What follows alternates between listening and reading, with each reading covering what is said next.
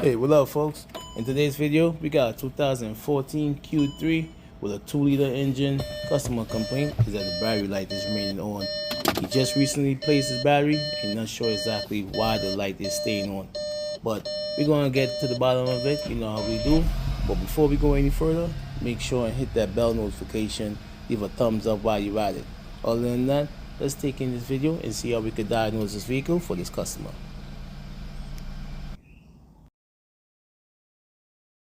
So this is what the client is speaking about. The battery light is remaining on while the car is running, which indicates that we have a fault on the charging circuit.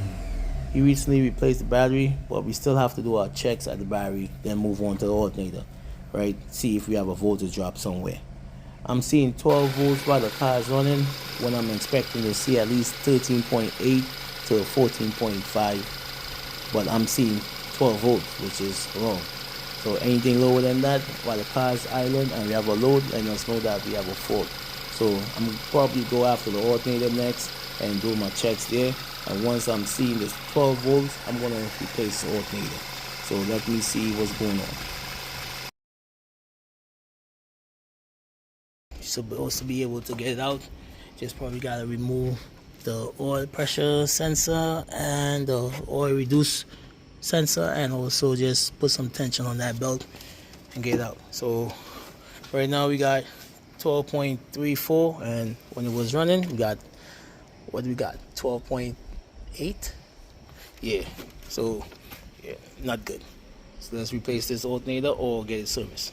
1 hour later. We had a little hiccup. This customer came in for the charging light staying on his dash, and now we have a starting issue. I'm going to show you exactly what I did to confirm this problem.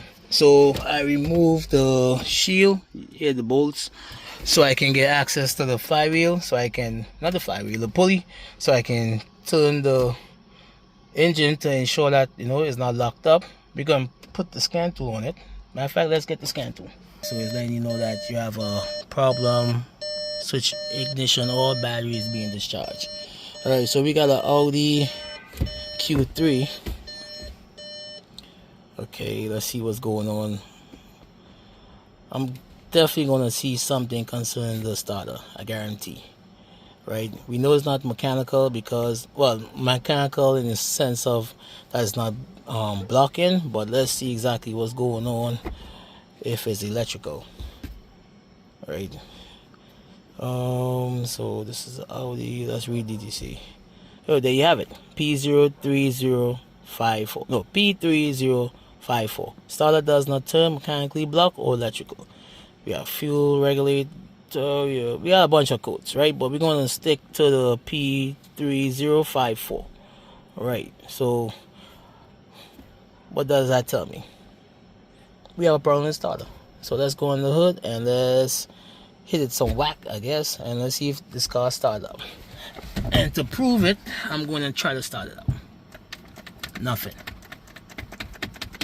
I'm trying to start the vehicle and nothing.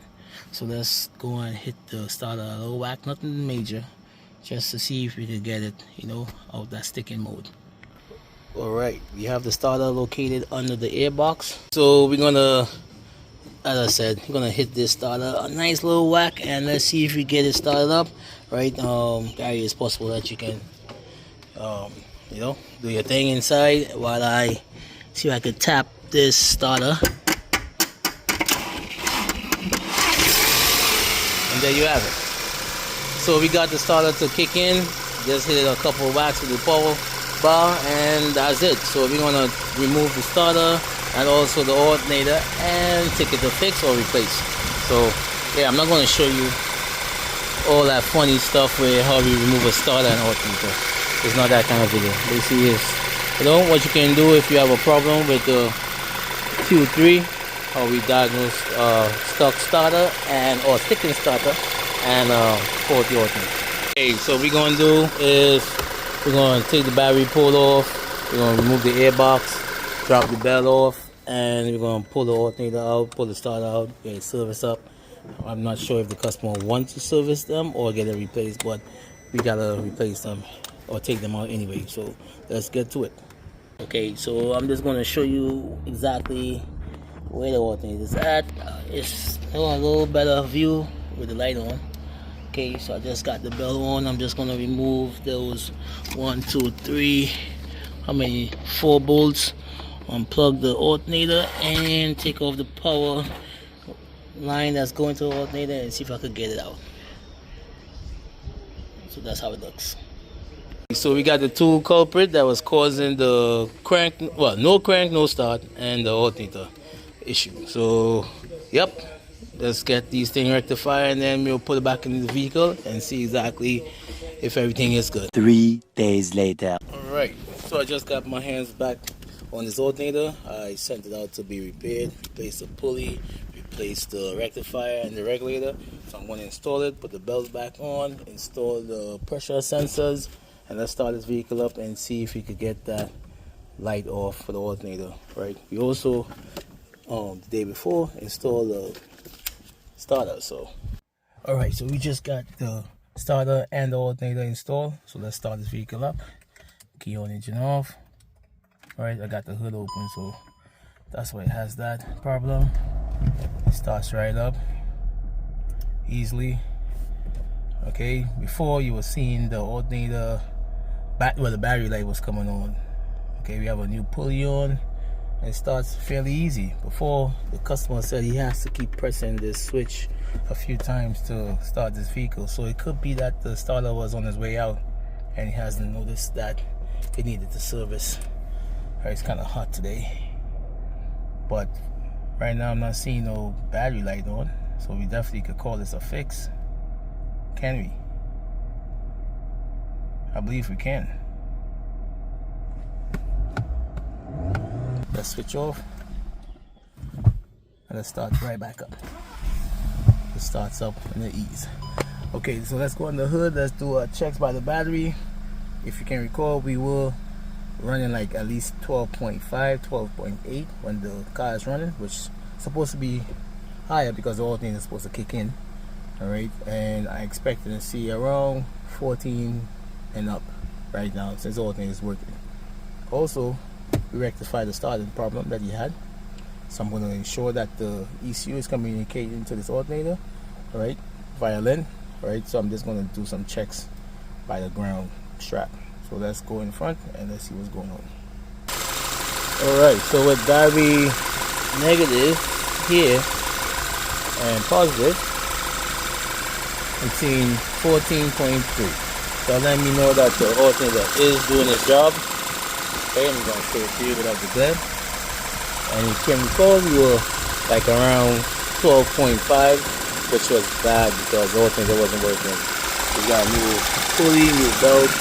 I didn't change the belt because it was changed previously, but let's go beyond and let's ensure that the ECU is doing his thing. Let me break up my probe right here and I'm going to check to see if I'm getting communication by a LIN bus signal. I'm going to get you out the clear. Yep, let's say around 0.8 volts to 13.7. So this is how the ECU communicates with this alternator. So we have a good control, and on this red wire, I'm going to try to keep it right here, I'm expecting to see battery voltage. Yep. Oh, well, a ground. Hold on. Is it a ground or battery voltage? No, it looks like it's a ground. I'm getting voltage on it. Like, yeah, I'm getting battery voltage. There you have it. Yeah, it's good to know what you know. Kind of doubt myself real quick, but it doesn't last long because once you know the system and how it works, you're good to go. So I'm getting battery voltage on this red with black wire, and on this one is communication LIN bus that the ECU is putting out to his alternator. Alright, so we're going to call this a fix. Thanks for watching. Don't forget to hit that bell notification for more videos by DJ Mobile Auto Services. Leave a comment down in the box. You know, I'm trying to do more how-to videos, right? Keep it simple because I know a lot of guys will have the tools I have, but I mean, once you understand the concept and how things work, I mean, you're gonna always get through. I'm dead serious, right? So thanks for watching. Stay up.